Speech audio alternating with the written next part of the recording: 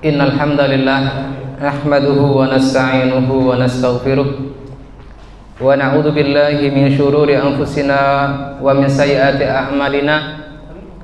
Man yahdihillahu fala mudilla lahu wa man yudlil fala hadiya lahu. Ashhadu an la ilaha illallah wahdahu la syarika lahu wa ashhadu anna Muhammadan abduhu wa rasuluh.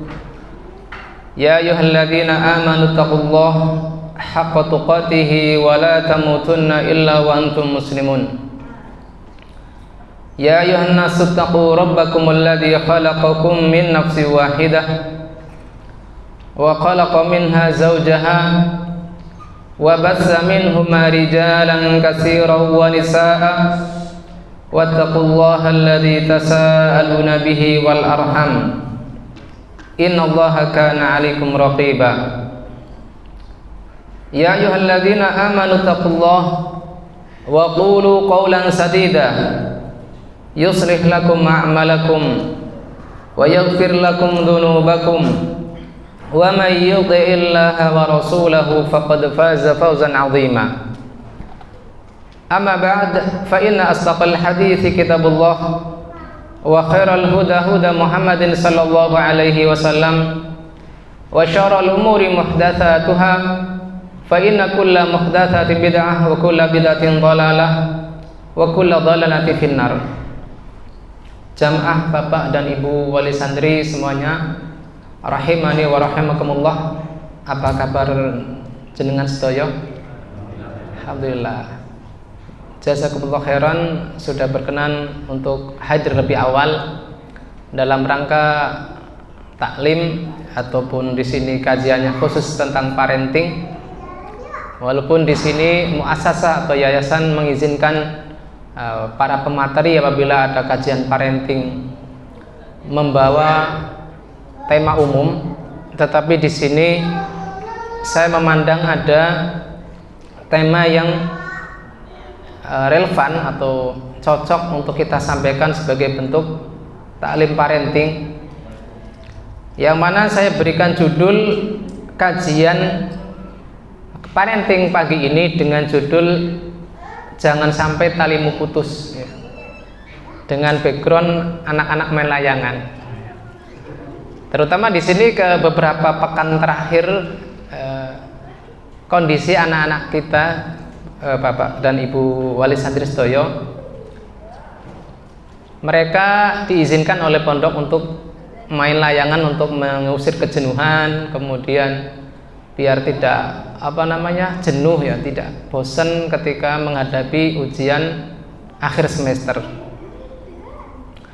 Nah, kaitannya dengan kajian parenting kita pagi ini adalah bukan bagaimana membahas teori cara bermain layang-layang yang bagus, bukan, tetapi memposisikan anak-anak kita, ya, anak ini jenengan secara nasab dan anak-anak kami secara ilmu, ya, itu seperti layang-layang, artinya antara kita dengan mereka tentu ada kaitan, yaitu tali, ya.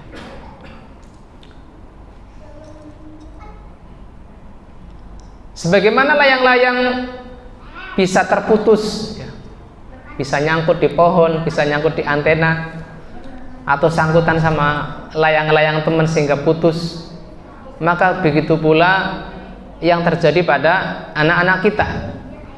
Apabila kita lengah sedikit, bisa tahu-tahu jauh, ya. Anak-anak yang tadinya semangat bisa menjadi malas, anak-anak yang tadinya patuh menjadi pembangkang, anak-anak yang tadinya semangat menjadi malas,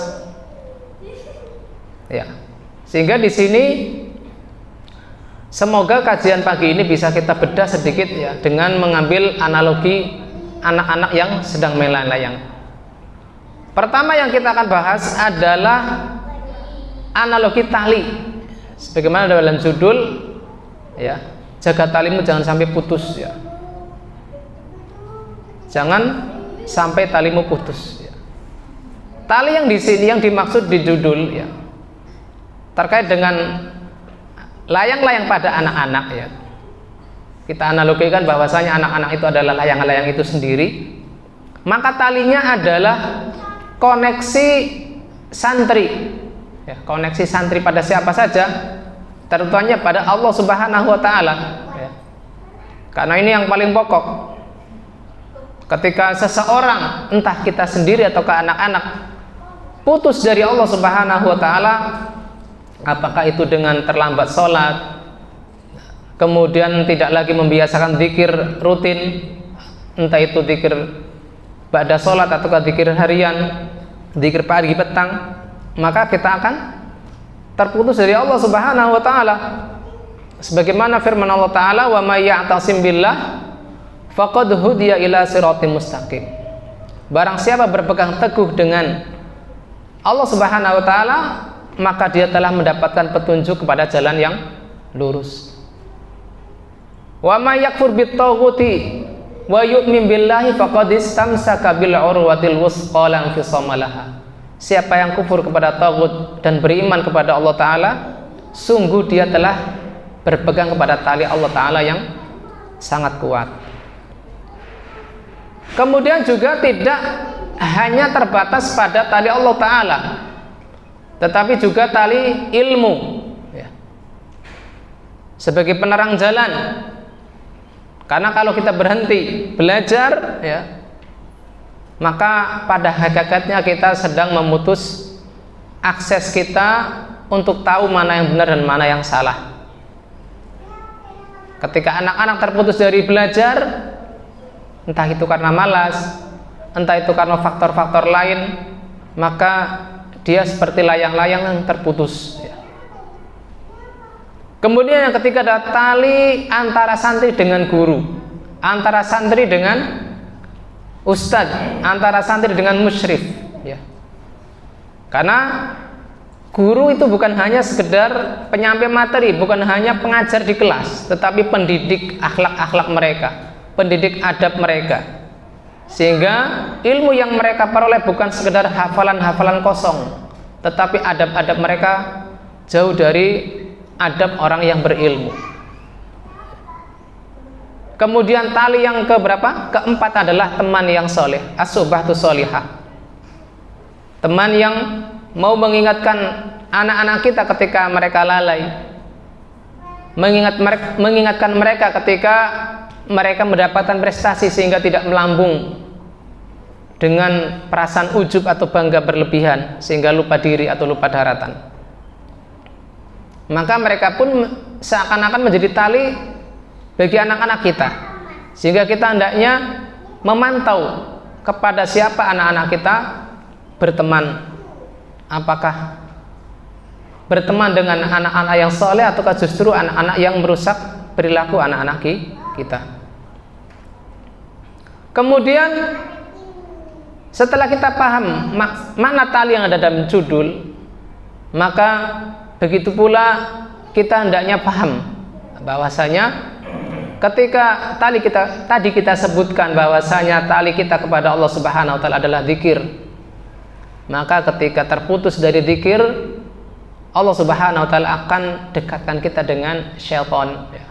Wa may ya'shu an dzikrir rahman nuqayyid lahu syaitanan fa huwa lahu qarin ya. Barang siapa yang berpaling dengan mengingat Allah Subhanahu wa taala, ya Zat yang Maha Pengasih, maka Allah taala akan singgahkan orang tersebut yang lalai dari zikir kepada Allah taala, yaitu setan. Wa huwa lahu qarin, yang akan menjadi teman setia bagi orang yang lalai dari zikir tersebut. Begitupun hadis Nabi sallallahu alaihi wasallam, likulli amalin syirrah wa likulli syirratun fatrah ya. Setiap amal itu ada masa semangatnya, dan setiap masa semangat pada amal ada masa lemahnya, masa futurnya. Faman kanat fatratuhu ila sunnati faqad aflah. Siapa yang masa lemahnya tetap menjaga diri di atas sunnah Nabi Shallallahu Alaihi Wasallam, maka dia sungguh beruntung. Waman fatrahu ila ghairi dzalik faqad halak. Akan tetapi bila seandainya malah justru sebaliknya, ketika masa lemahnya dari beramal soleh, justru berpaling dari sunnah Nabi Shallallahu Alaihi Wasallam, maka dia telah binasa.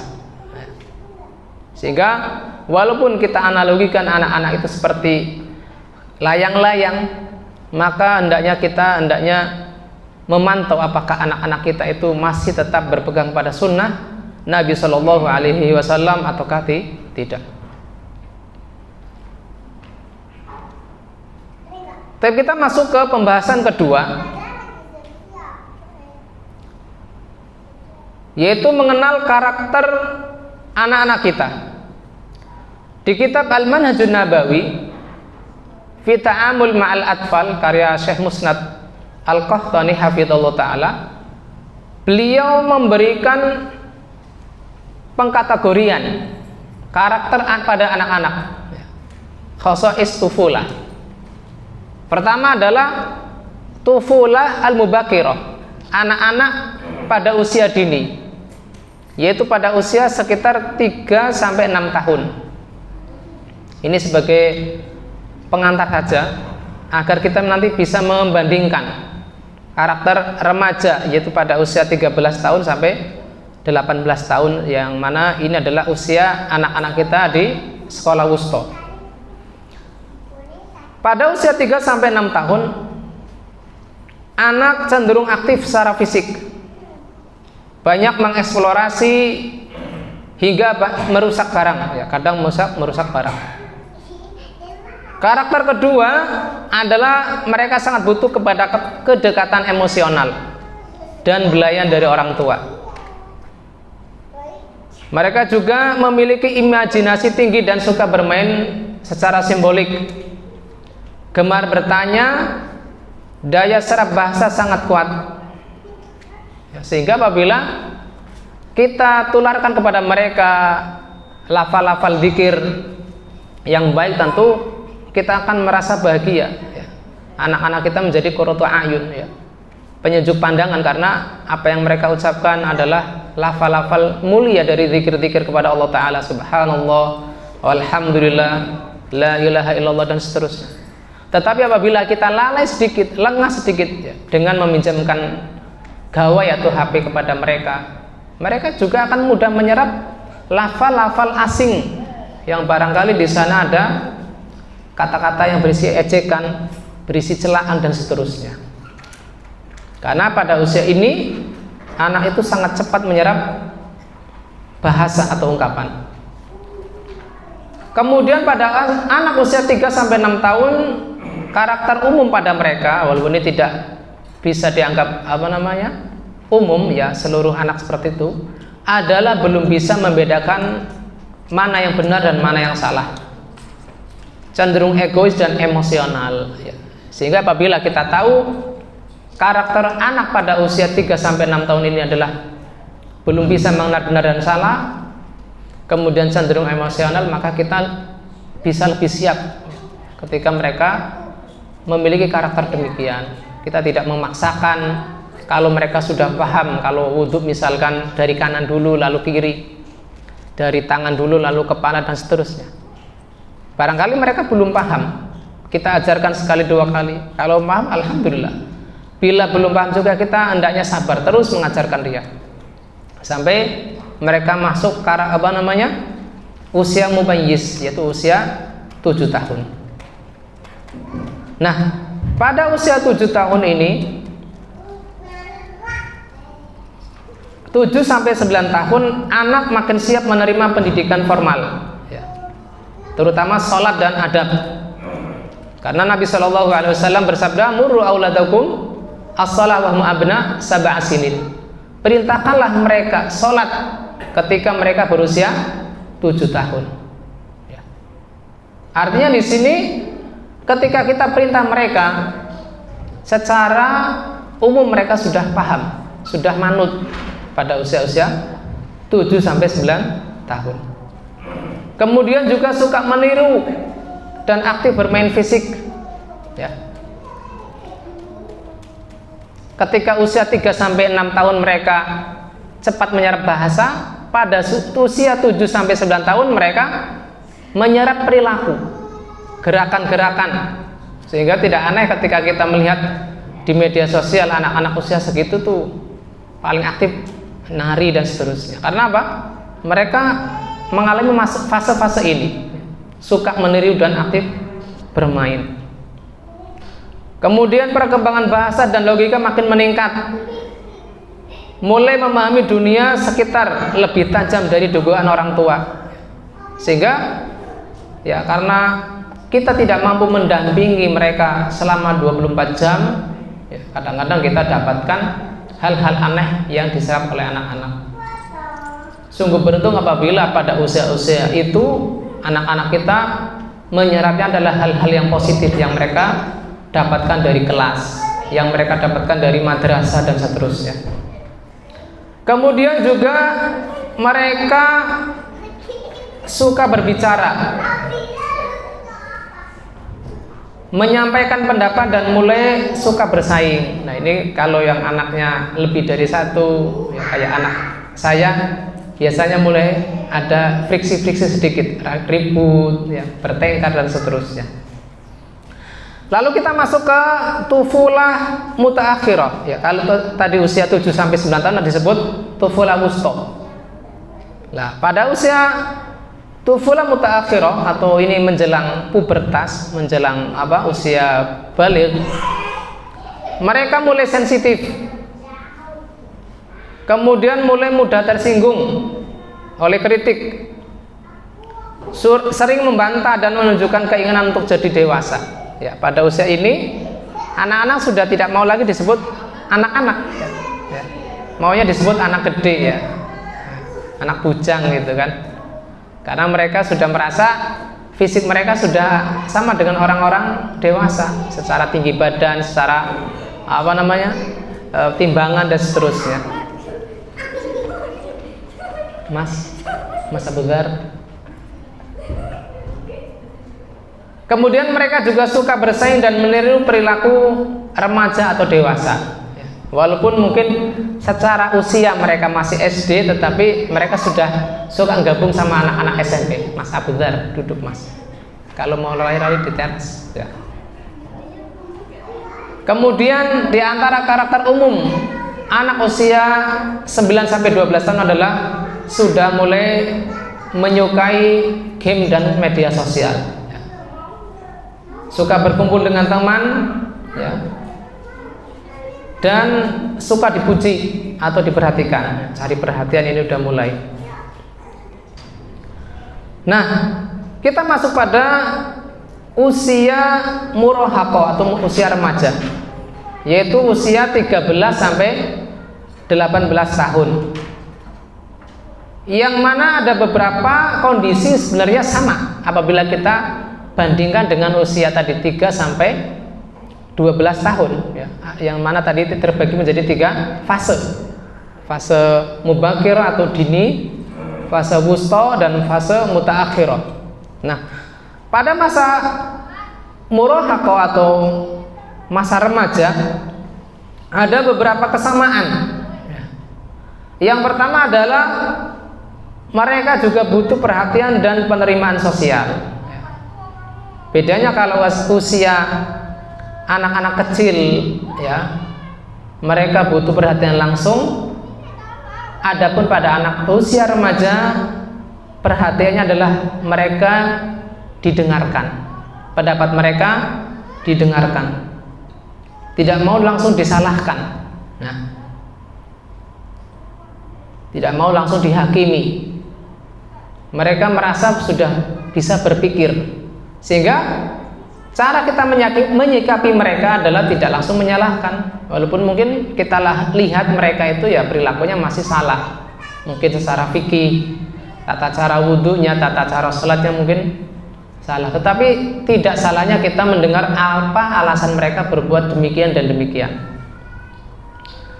Kesamaan yang ada pada remaja dengan usia-usia sebelumnya adalah mereka juga suka meniru. Usia remaja ini juga suka meniru, tetapi pada usia remaja mereka relatif lebih selektif dan ideologis.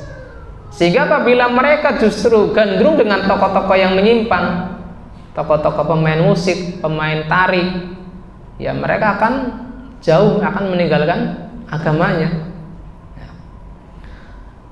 Kesamaan ketiga adalah penuh energi dan ingin bergerak. Penuh energi dan ingin bergerak. Bedanya kalau anak kecil ingin bergerak bermain-main, adapun anak remaja adalah suka bergerak dalam kegiatan yang penuh tantangan.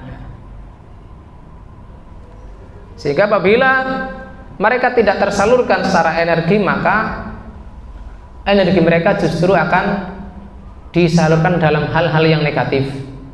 Ya, misal kayak usia-usia remaja ada misalkan kegiatan bermalam di musola ketika Ramadan, tomprek ya kalau istilahnya itu kan.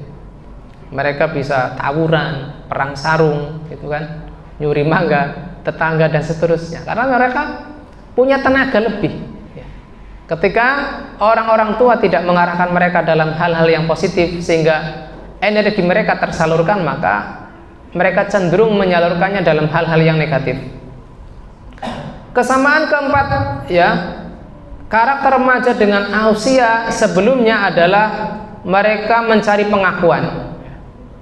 Kalau anak usia 3-12 tahun itu butuh dipuji, adapun anak 13 tahun sampai 18 tahun adalah ingin diakui sebagai orang yang mampu,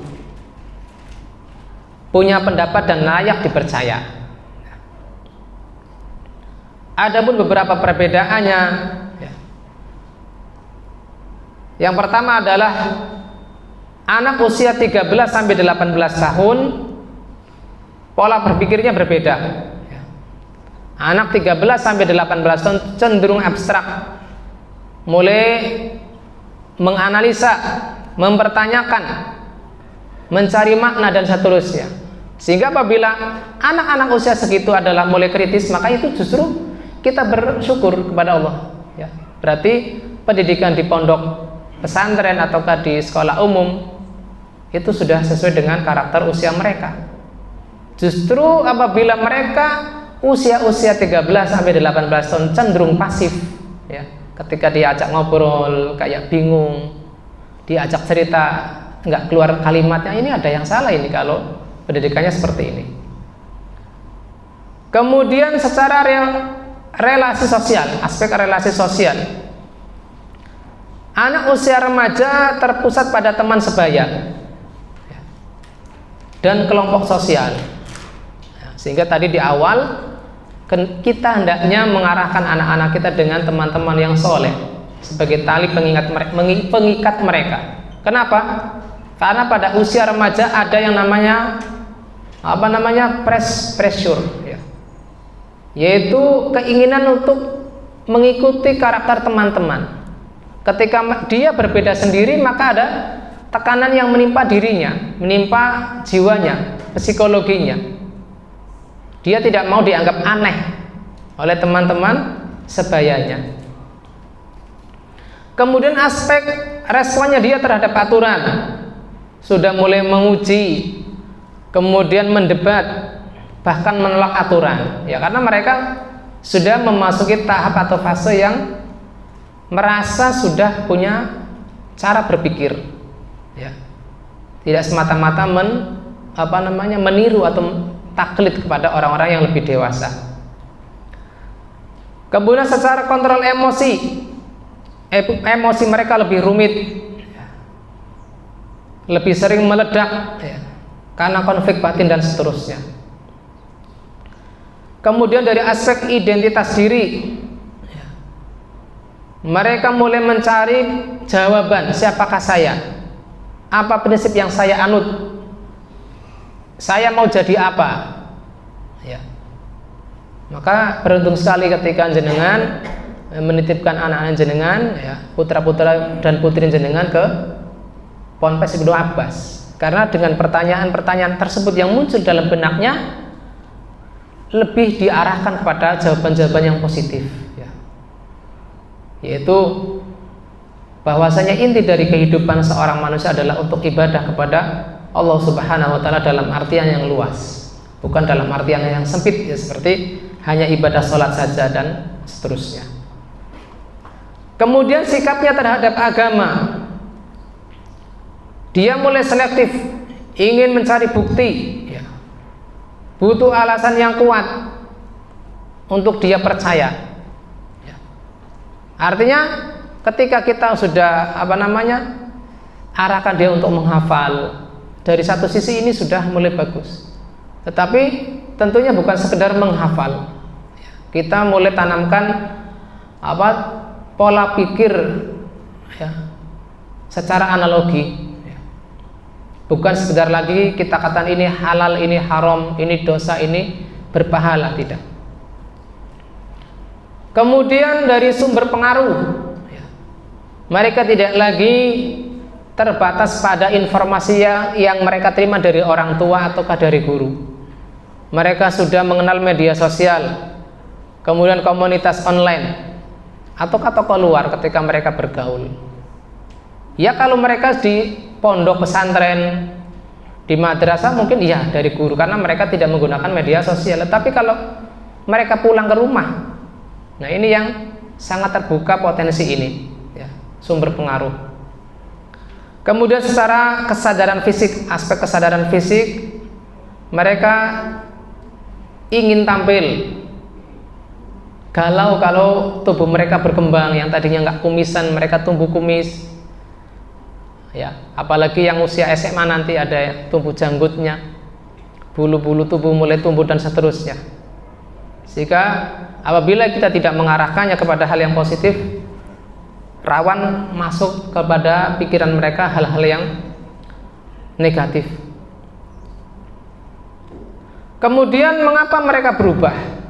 Yang awalnya anak-anak kecil kita dididikan RATQ, SD, mereka sangat semangat menghafal Quran, menghafal doa-doa pagi sore, ya. Kemudian ketika masa remaja mereka mulai berubah sedikit demi sedikit. Ada yang mulai malas, ada yang mulai membangkang dan seterusnya. Maka secara umum perubahan mereka ditinjau dari dua hal. Perubahan yang pertama adalah perubahan internal mereka sendiri, ya.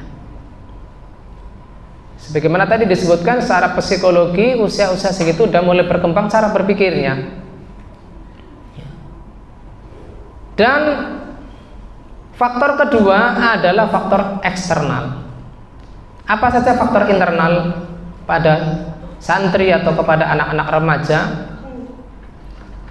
Yang pertama adalah mereka lupa tujuan, ya. Lupa tujuan mengapa dia harus belajar di pondok pesantren.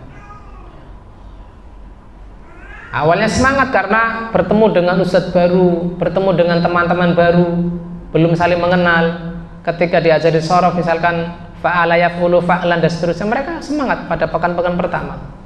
Tetapi ketika mereka tidak tahu apa alasan mereka belajar sorof, apa alasan mereka belajar nahwu, apa alasan mereka belajar al-arabiyah baina yadayk, sedikit demi sedikit semangat tersebut terkikis, ya.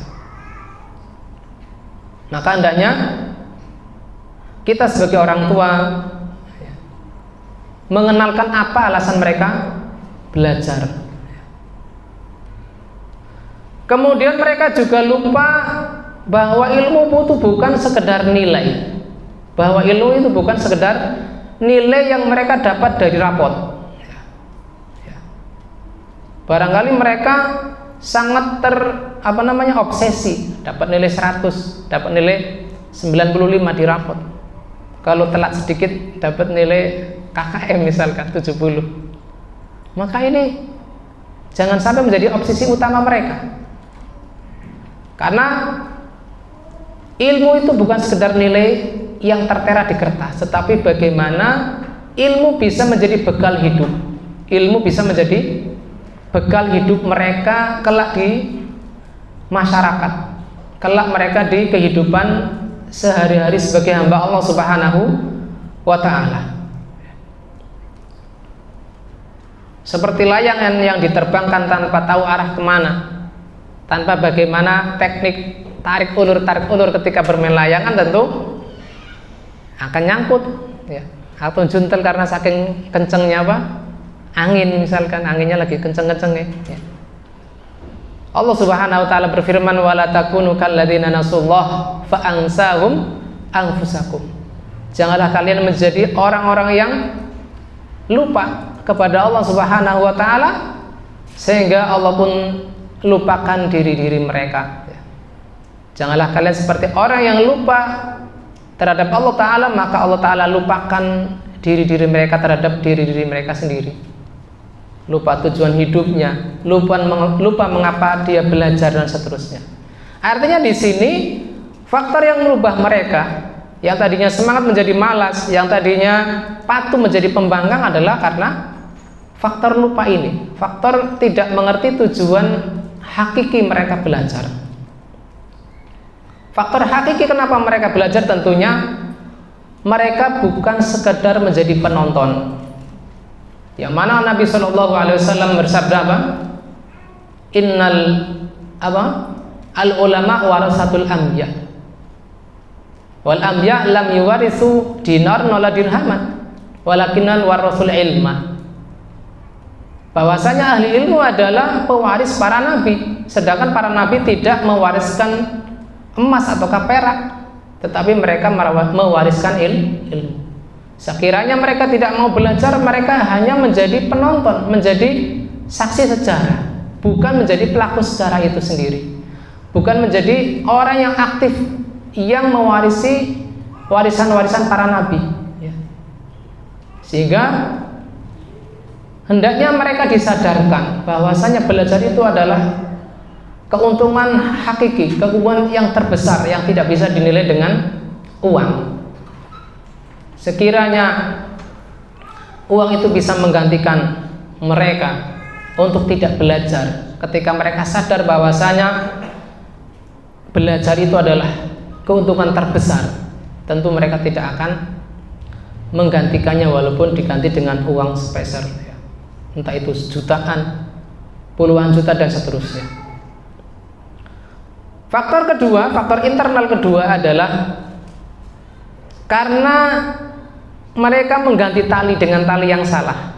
Misal orang main layang-layang, tadinya pakai gelasan, pakai benang apa ya Pak Ustaz? Nilon apa gitu? Yang itu yang kayak plastik apa? Nilon gitu. Ya saya udah lupa, udah lama sekali main layang-layang. Iya. Yang paling teringat ya Pak, gelasan itu yang campur apa namanya? Ada belingnya ya. Begitu pun anak-anak ya. Ketika mereka di pondok pesantren tiap pagi terbiasa dengan zikir pagi, setelah zikir pagi dibiasakan dengan hafalan Quran, tetapi pas di rumah ya mereka habis sholat subuh langsung pegang HP, bukan lagi pegang mushaf. Maka inilah seperti tali yang diganti, yang tadinya tali gelasan diganti benang nilon ya. Atau justru berganti teman. Ketika masa-masa liburan, yang tadinya teman di pondok itu saling menyemangati, saling memberikan uswah hasanah, ternyata di rumah ketemu teman SD-nya yang tidak memberikan contoh atau keteladanan yang baik. Ini pun seperti mengganti tali.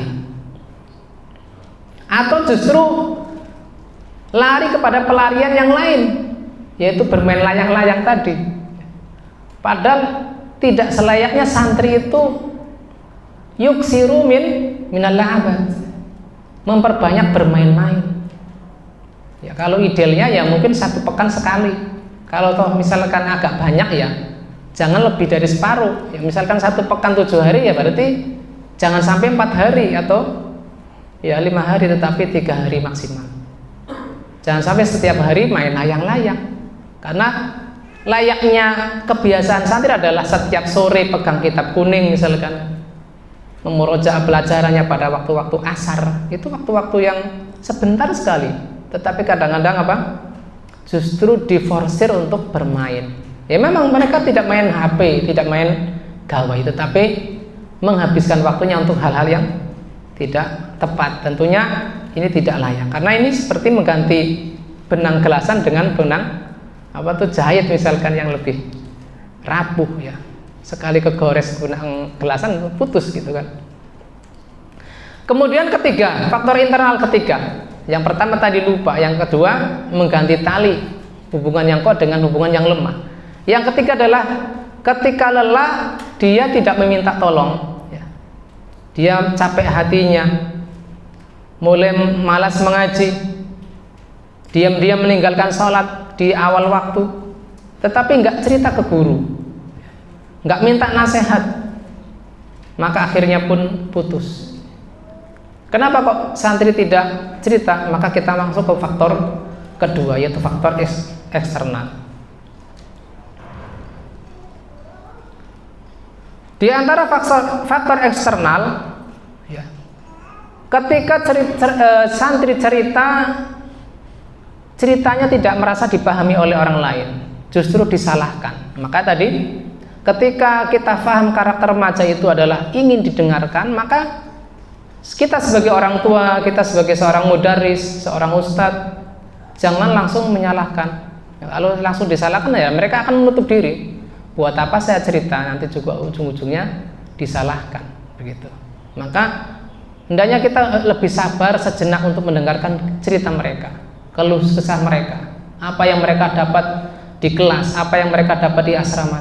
Jangan-jangan ada gangguan dari teman dan seterusnya. Karena mereka tidak merasa aman secara emosional, maka mereka lebih cenderung mengurung diri, lebih cenderung untuk menyimpan masalah tersebut dalam diri mereka. Atau dalam lingkungan pondok adanya hukuman tanpa ada alasan. Kalau salat ini tidak dikasih toleransi, maka hendaknya kita sedikit fleksibel, ya. Kecuali pelanggaran yang berkaitan dengan hak Allah Subhanahu wa taala. Tetapi apabila pelanggaran itu terkait dengan penertiban santri, maka hendaknya kita lebih fleksibel dalam hal menerima alasan mereka. Begitupun ketika santri nanti pulang ke rumah, karena mereka adalah masa-masa ingin dimengerti, ingin dipahami, agar mereka terbuka, maka kita jangan terlalu keras atau terlampau keras, sehingga mereka relatif menutup diri dari gurunya, relatif menutup diri dari orang tuanya. Kemudian kita masuk ke bagian keempat, bagaimana biar tali tidak putus, ya. Ketika anak-anak kita sudah pahami seperti karakter layang-layang yang terbang, dan tentunya kalau layang-layang itu adalah butuh tali, dan kita tahu bahwa tali itu bisa putus, ya. Maka bagaimana kiranya supaya tali itu tetap kuat dan tidak mudah putus lagi? Maka jawaban secara terperinci adalah terangkum pada dua hal, yaitu sadar dan terhubung. Sadar dan tetap terhubung dengan anak-anak kita. Yang pertama adalah terhubung dengan Allah Subhanahu wa taala. Ketika anak-anak malas, kita ajari mereka agar tidak berhenti berdoa. Misalnya, ya Allah, saya lagi malas, ya. Tapi jangan cabut rasa ingin kembali kepadamu Allah, ya Allah Subhanahu wa taala. Tetap semangat untuk beribadah, semangat untuk memurojaah, semangat untuk mencari ilmu yang baru dan seterusnya. Kita ajari mereka agar tetap berdoa kepada Allah Subhanahu wa taala bagaimanapun kondisi mereka, ya. Ta'arraf ilallahi fir raha ya'rifka fi syiddah. Kita ajari mereka demikian. Kenalilah Allah Subhanahu wa taala dalam kondisi nyaman, maka Allah taala akan mengenalimu dalam kondisi ketika sedih, ketika sempit, ketika tidak nyaman, ada kegalauan atau kesedihan. Tetapi apabila ketika dalam kondisi nyaman mereka dibiarkan, nyanyi misalkan, teriak-teriak kesegirangan tanpa kita kontrol, maka dalam kondisi siddah mereka pun tidak ingat kepada Allah Subhanahu wa taala dengan tantrum misalkan, ngamuk-ngamuk. Ya, karena dalam kondisi girang pun mereka tidak mengontrol diri mereka dengan zikir kepada Allah Subhanahu wa taala. Karena kadang-kadang doa itu lebih manjur dari 100 nasihat atau 1000 nasihat yang kita ucapkan. Ibaratnya nasihat itu blenger kepada anak-anak. Tetapi ketika kita hubungkan mereka dengan doa, entah doa yang mereka lafalkan dengan lisan-lisan mereka sendiri ataukah doa yang kita lafalkan kepada Allah Ta'ala, maka itu lebih manjur. Misalkan doa Allahumma aslih waladi, Allahumma aslih ibnati, Allahumma aslih auladi kama aslahta ibadakas salihin. Ya Allah, perbaikilah anakku, keturunanku, perbaikilah anak perempuanku sebagaimana engkau telah memperbaiki hamba-hambamu yang soleh. Maka itu justru lebih mengena ya. Ketika nasihat demi nasihat, petuah demi petuah kadang-kadang tidak mempan ya. Kita tidak tahu apa alasan mereka. Alasan mereka menolak nasihat tersebut, apakah sudah kebanyakan nasihat atau bagaimana. Kemudian yang kedua adalah jaga mereka dengan menyambung tali ilmu ya. Walaupun sedikit tetapi rutin. Misalkan satu hari mengambil faidah satu hadis, satu hari mengambil faidah satu ayat. Kadang-kadang kita merasa prihatin ya. Anak-anak kita adalah penghafal Quran, tetapi kadang-kadang bisa lihat mereka memiliki dua wajah, dua sisi yang berbeda. Ketika bertemu Ustadz kayaknya anak-anak manut-manut semua, ya nggak Ustadz? Tetapi ketika di belakang Ustadz, suara mereka langsung nyaring seperti anak-anak pasar. Anak biar ini kok aneh ya. Apakah kita harus mendampingi mereka 24 jam? Padahal kita bukan musyrif, ya musyrif saja kan terhubung dengan anak-anak santri dari jam 1 siang sampai qobla subuh. Ya jam-jam 7 sampai jam subuh sampai jam 1 siang terhubung ke guru-guru sekolah. Artinya tidak bisa mendampingi 24 jam ya. Maka di sini kita tanamkan kesadaran kepada mereka untuk mengamalkan ilmu mereka, untuk memahami apa yang mereka hafalkan ya. Kadang-kadang kita punya idealisme ya Pak, kalau bisa ya pada maghrib itu ada kajian umum, tetapi ya karena tempatnya terbatas ya masih digunakan untuk hafalan di sini, untuk murojaah ya. Jadi karena keterbatasan tempat juga kita bisa memaklumi, karena idealnya satu hari itu ada waktu untuk menghafal, ada waktu memurojaah, dan ada waktu halakoh ya, biar mereka tertanam adab dan akhlak mereka, ada sisi pendidikan mereka. Kalau di kelas jam 7 pagi sampai 12 siang adalah untuk pengajaran, entah itu diniyah ataukah ilmu umum ya. Maka dari sisi ini adalah PR besar kita, entah itu dari kami selaku mudaris dan dari jenengan selaku orang tua santri. Kita tanamkan kepada mereka hadis ahabul a'mali ilallahi adwamuha wa inqal.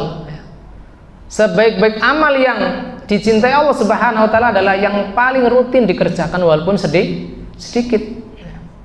Termasuk di antara amal itu adalah mengambil faidah.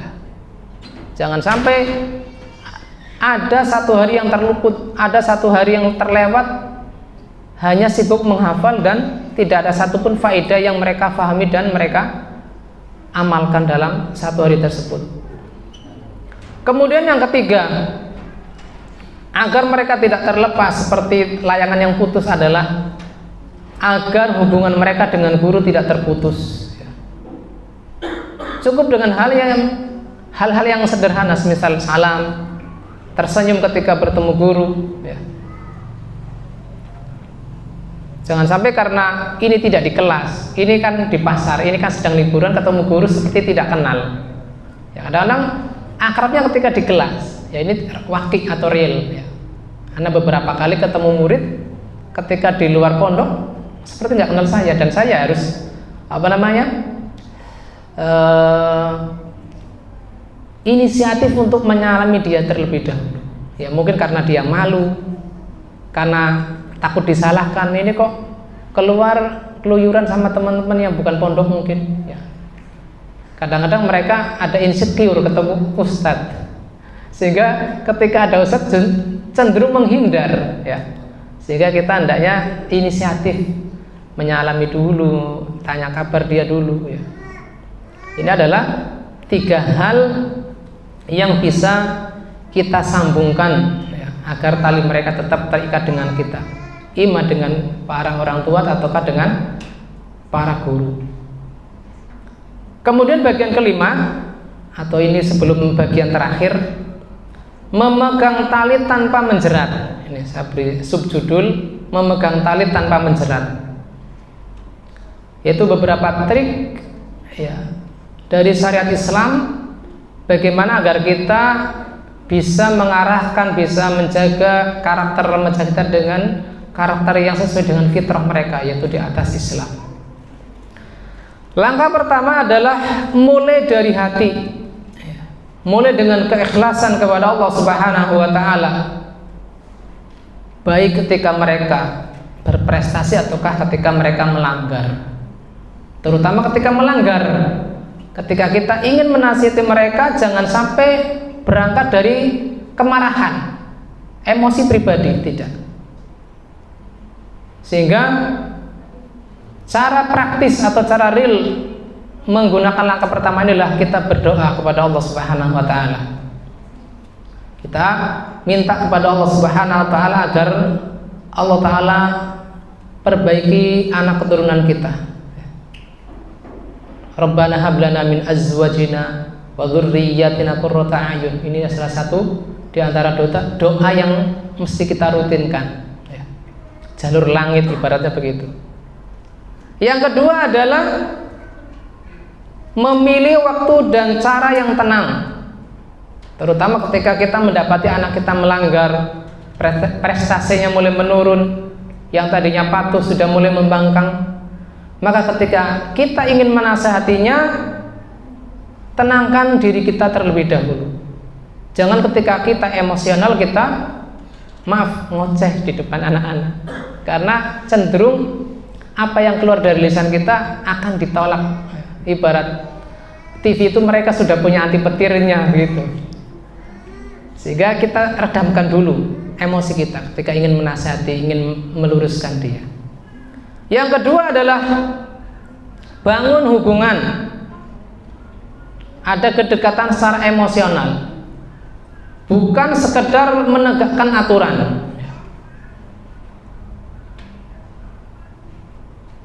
Dengarkan dulu penjelasan anak. Walaupun mungkin tadi disebutkan apa, kadang alasan-alasan dia melanggar itu tidak masuk akal ya. Biasanya karena kesalahan teman dia ingin berlaku seperti itu ya. Teman melanggar, saya pun ingin melanggar. Teman saja tidak dihukum, masa saya dihukum misalkan. Maka dengarkan dulu apa alasan dia. Kemudian jadikan rumah ya, ini masih langkah kedua, adalah tempat yang paling aman untuk menerima kegagalan anak. Jangan sampai kita lebih terdorong oleh sikap emosional ketika anak tahu-tahu melanggar kita hukum tanpa memberi kesempatan dia memberikan alasan, tanpa memberi kesempatan kepada dia apa dibalik kemalasan dia, keengganan dia balik lagi ke pondok, apa alasannya. Apakah ada teman yang toksik ya, suka mengganggu dia, ataukah ada guru yang mungkin sedang emosional sehingga dia traumatik dan seterusnya. Karena apabila kita ketahui akar masalahnya, maka saat itu kita paham apa solusinya. Semisal kita mengerti apa penyakit yang kita derita, tentu kita akan mencari obat yang pas ketika kita datang ke apotek.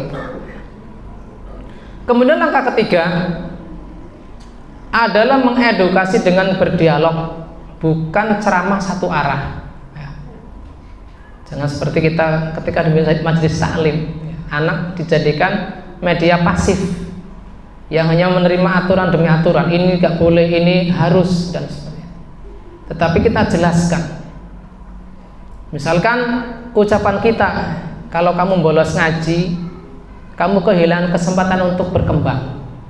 Kalau kamu terlambat masuk pondok, pinginnya mundur sehari dua hari, maka kamu akan tertinggal pelajaran. Jangan sekedar kita katakan, oh itu dosa, oh itu haram, ya memang benar.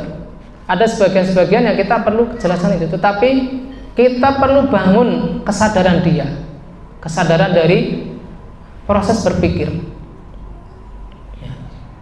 Misalkan anak-anak ribut di belakang, kalau nanti ada pasar adol petek ketika salat berjamaah, kira-kira hukumannya apa yo? Disepakati dulu sama anak-anak. Misalkan anak milih nyapu rumah Umi, silakan. Berarti hukumannya adalah mereka pilih sendiri. Jangan langsung kita katakan nanti kamu tidak dikasih uang jajan sepekan misalkan.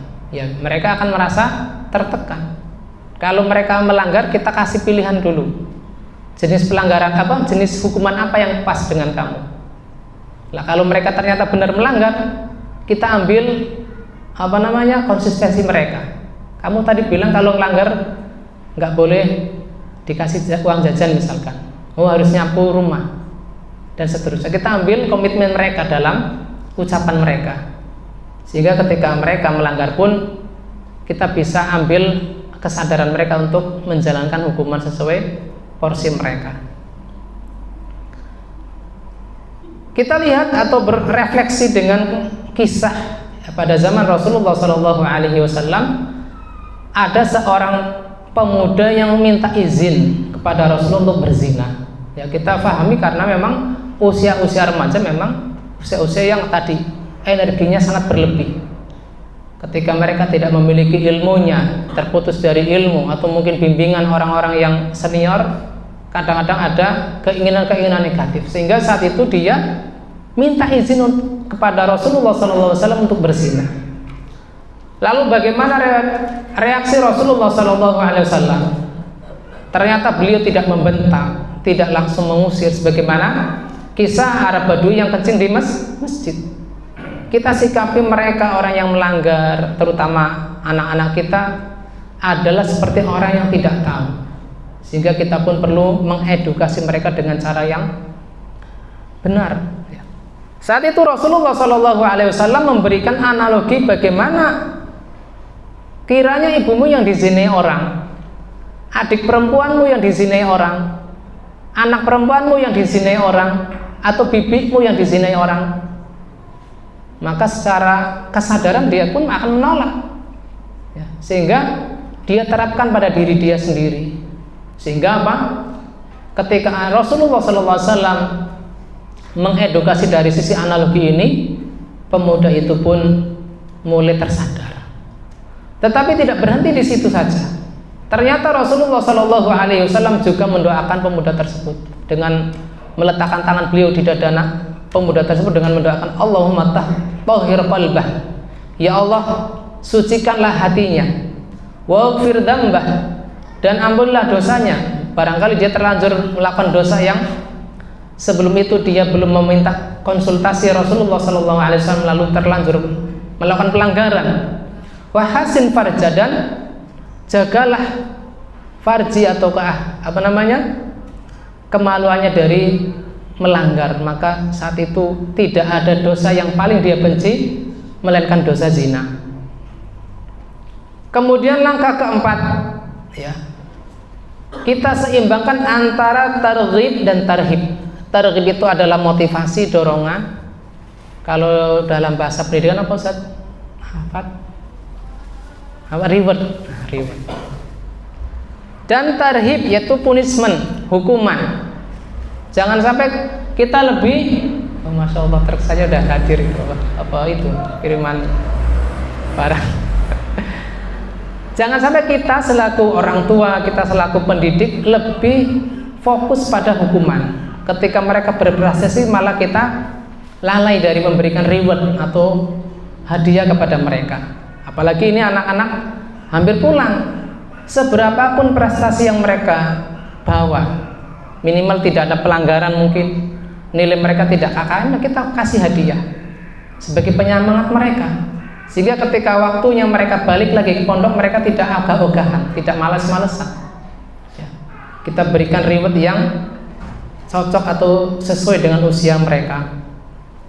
Dan tentunya reward ini tidak menjadikan mereka lalai dari belajar. Jangan rewardnya dalam bentuk belikan HP misalkan, padahal mereka belum bisa menggunakan HP dengan bijak, ya, Ya, ini sama saja meracuni anak-anak.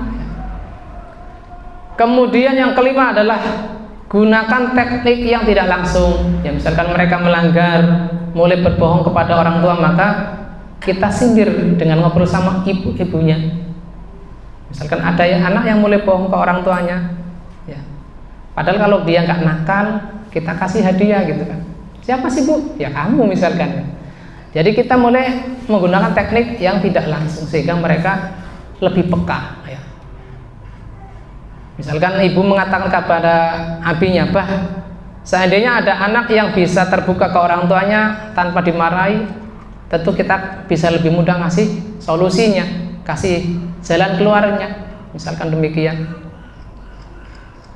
Kemudian langkah keenam adalah pendisiplinan secara syar'i, yang mana Nabi Rasulullah SAW ketika memerintahkan sholat, ya, wadrib wahum abna asyra sinin, ya. Ketika mereka mulai lalai dari sholat, maka pukullah pada usia 10 tahun. Tetapi di sini ada beberapa persyaratan, ya, agar kita tidak menggunakan solusi syar'i ini untuk disalahgunakan, ya.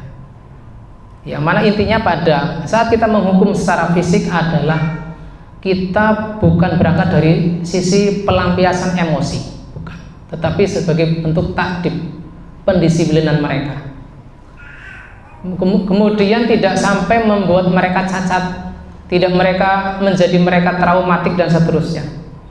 Ada beberapa hal yang saya share, ya, barangkali nanti akan sampaikan jenengan. Sudah saya pesankan kepada para asatidzah untuk nge-share materi ini di grup walim santri, ya. Jenengan bisa baca secara panjang lebar syarat-syarat yang disampaikan oleh Syekh Musnad Al-Qahtani hafizahullah taala dalam pensyaratan penerapan hukum secara fisik. Artinya di sini sangat ketat sekali, sehingga hendaknya kita tidak mudah memberikan hukuman fisik kepada mereka. Lalu di akhir pensyaratan tersebut, Syekh Al-Qahtani hafizahullah taala mengatakan, jika tidak membawa hasil, lebih baik tidak dilakukan. Artinya apa? Hukuman fisik ini adalah sebagai bentuk untuk memudahkan seseorang menuju targetnya, target dalam mendidik anak. Tetapi ketika justru anak tersebut makin berani, makin membangkang, maka hukuman fisik tidak dilakukan, tetapi lebih kepada ta'liful qulub, melembutkan hati anak kita. Apabila secara wejangan, secara petuah tidak lagi mempan, maka jalur doa yang sangat efektif menurut ana. Wallahu taala alam bisawab. Demikian yang bisa kita sampaikan. Karena santrinya tidak ada yang hadir, maka pesan khusus dari anak ke santri tidak anak bacakan.